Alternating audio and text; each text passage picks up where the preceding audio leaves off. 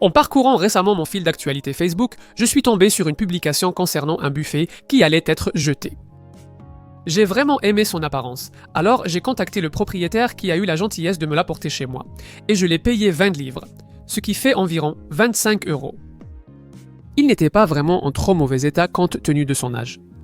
Il doit avoir au moins 40 ou 50 ans, je pense. Le meuble est principalement composé de panneaux de particules plaqués. La finition avait l'air vraiment terne et il y avait quelques taches d'eau, des marques de chaleur, des rayures et quelques petites zones de plaquage écaillées. La grande surprise pour moi, c'était que les glissières de tiroir, dont l'une manquait, étaient simplement en bois tendre et agrafées à la structure. Pas de vis et très peu de colle, ce n'était certainement pas fait pour durer. J'ai fabriqué de nouvelles glissières de tiroir en bois dur pour plus de résistance. J'ai été surpris de la facilité à retirer les anciennes glissières.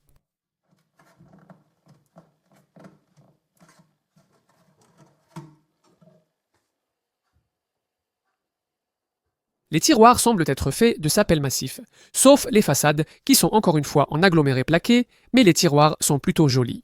Ils sont assemblés avec des queues d'arandes et semblent très solides. J'avais besoin de sortir le buffet à l'extérieur pour commencer à travailler dessus, car il y aurait du ponçage à faire et ce n'était pas facile. Ce truc est vraiment lourd.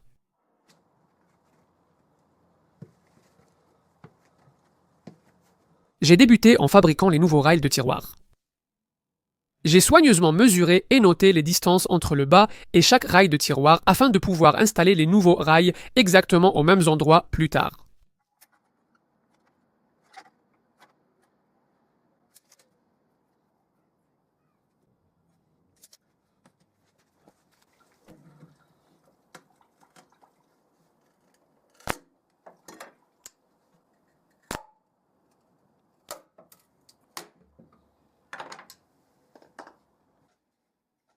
Ensuite, j'ai mesuré tous les anciens rails de tiroir avec mon pied à coulisse, et ils faisaient tous environ 9 mm sur 11 mm. J'ai utilisé des chutes de chaîne pour fabriquer les nouveaux rails. Je les ai d'abord découpés à la scie sur table pour obtenir un bord droit et propre d'un côté. Ensuite, j'ai réglé le guide à 11 mm et j'ai fait une coupe.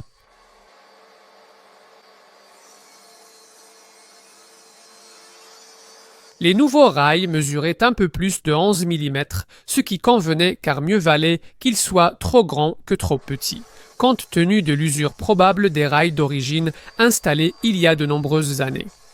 J'ai donc continué et découpé le reste des pièces. Ensuite, j'ai réglé le guide à 9 mm et j'ai découpé toutes les pièces à la bonne épaisseur.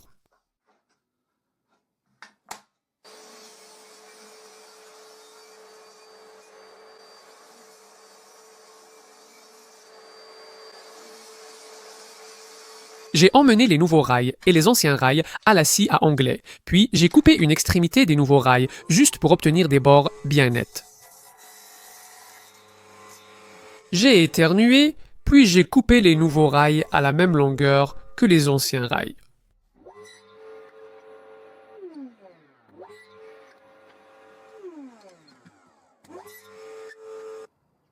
Avant d'installer les nouveaux rails, j'ai dû gratter toute l'ancienne colle pour que la nouvelle colle adhère correctement aux nouveaux rails et aux côtés. J'ai utilisé des chutes de bois pour fabriquer des cales, ce qui m'a permis de positionner les rails du tiroir à la bonne hauteur et de façon uniforme les uns par rapport aux autres. J'ai découpé des cales dans des chutes de bois selon les dimensions que j'avais notées plus tôt.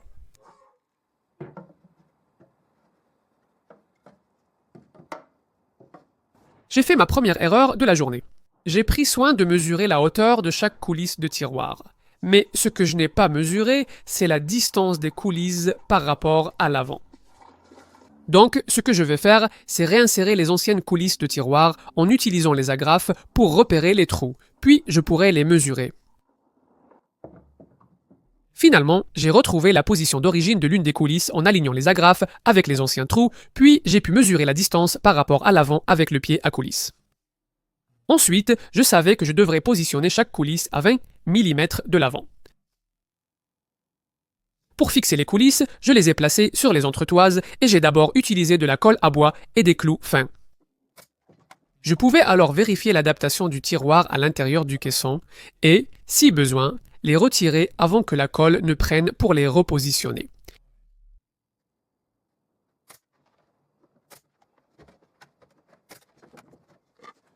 Le premier tiroir semblait parfaitement s'adapter, avec un petit espace régulier en haut et de chaque côté, donc je suis revenu pour ajouter des vis afin de fixer définitivement les coulisses. J'ai évidemment pris soin de choisir une vis courte qui ne traverserait pas complètement les côtés du meuble. J'ai percé un avant-trou pour ne pas fondre le bois. Ensuite, j'ai fraisé le trou et ajouté les vis. Jusqu'ici, tout va bien. Jusqu'ici, tout va bien. Pour ajouter le tiroir suivant, j'ai réutilisé la même méthode.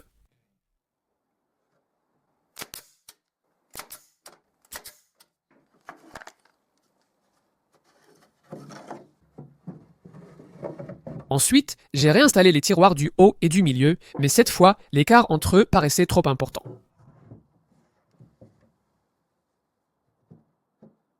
L'écart entre le premier et le deuxième tiroir est trop grand. Il y a probablement environ 3 mm ici. Et en faisant glisser le dernier tiroir,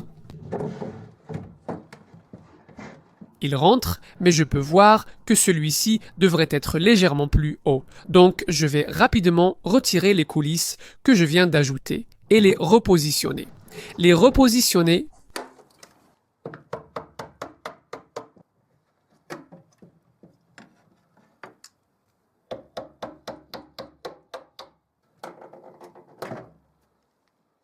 Cette fois, j'utiliserai quelques cales d'environ 2 mm d'épaisseur sous les entretoises pour relever la hauteur des coulisses de tiroir de manière uniforme de chaque côté.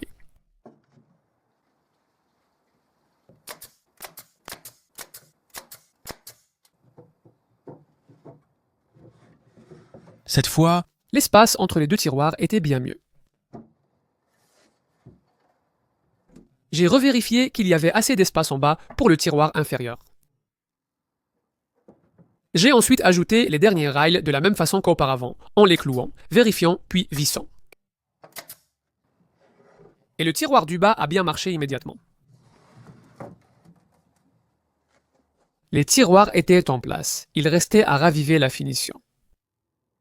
J'ai commencé par appliquer de la chaleur avec un fer à repasser sur les traces d'eau en plaçant un torchon entre le fer et le dessus du meuble, et je devais faire attention à ne pas appliquer trop de chaleur, ce qui pourrait potentiellement décoller la colle du plaquage. Cette méthode fonctionne souvent pour enlever les taches d'eau légères et elle a très bien marché sur la commode en sapel que j'ai restaurée dans une vidéo assez récente. Le lien vers cette vidéo sera dans la description ci-dessous pour les intéressés. Mais cette fois, je n'ai pas vu beaucoup d'améliorations, peut-être parce que les taches étaient assez anciennes. Alors je suis passé directement au ponçage à la place, et j'ai décidé de le faire à la main, car je ne voulais pas risquer de poncer à travers le plaquage. J'ai commencé avec un grain 80 pour enlever l'ancienne finition, puis j'ai poncé à nouveau avec un grain 120. J'ai toujours poncé dans le sens du fil du bois. Vous pouvez voir que j'utilise une pince bulldog sur un de ces rails de tiroir. C'est parce que j'ai enfoncé la vis trop loin et que ça a fendu le rail, alors j'ai ajouté de la colle à bois et la pince sert de serre-joint. J'étais trop paresseux pour enlever les poignées des portes du placard, car je savais que je pouvais facilement poncer autour, même si j'ai pris le temps d'enlever les poignées des tiroirs quand je les ai poncés.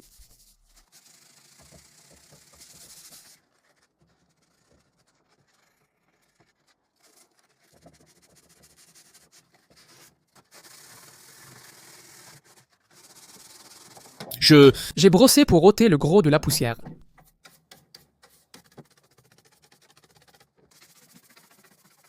Je suis revenu avec un chiffon humide pour nettoyer le reste.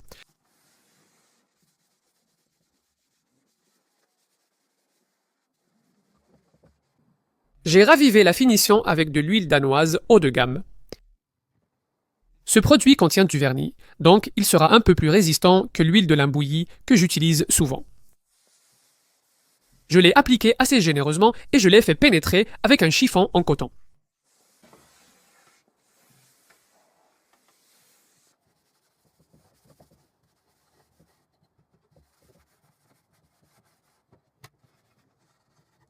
Je l'ai laissé pénétrer pendant environ une demi-heure, puis j'ai essuyé l'excédent. Ensuite, j'ai appliqué une seconde couche légère d'huile danoise. J'ai rentré l'unité et l'ai laissé sécher pendant la nuit. Le lendemain, j'ai ajouté de la cire de bougie sur les glissières. Cela faciliterait l'ouverture des tiroirs. Et ça a vraiment fait une grande différence.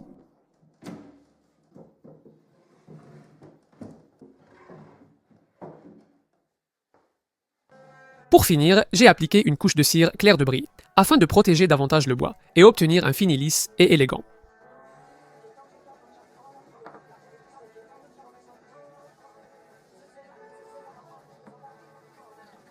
Après quelques heures de séchage, j'ai lustré la couche de cire avec un autre chiffon propre pour obtenir une belle brillance.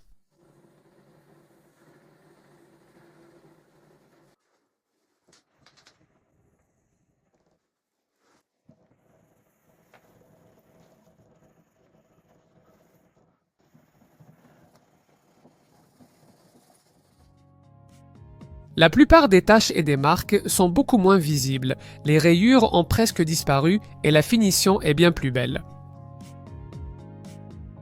Le voici dans sa nouvelle place, dans ma salle à manger. Je l'ai déjà rempli de bric-à-brac et je l'aime beaucoup. J'ai probablement passé 3 ou 4 heures sur ce projet et je pense que c'était du temps bien investi. J'espère que ce buffet servira pendant de longues années.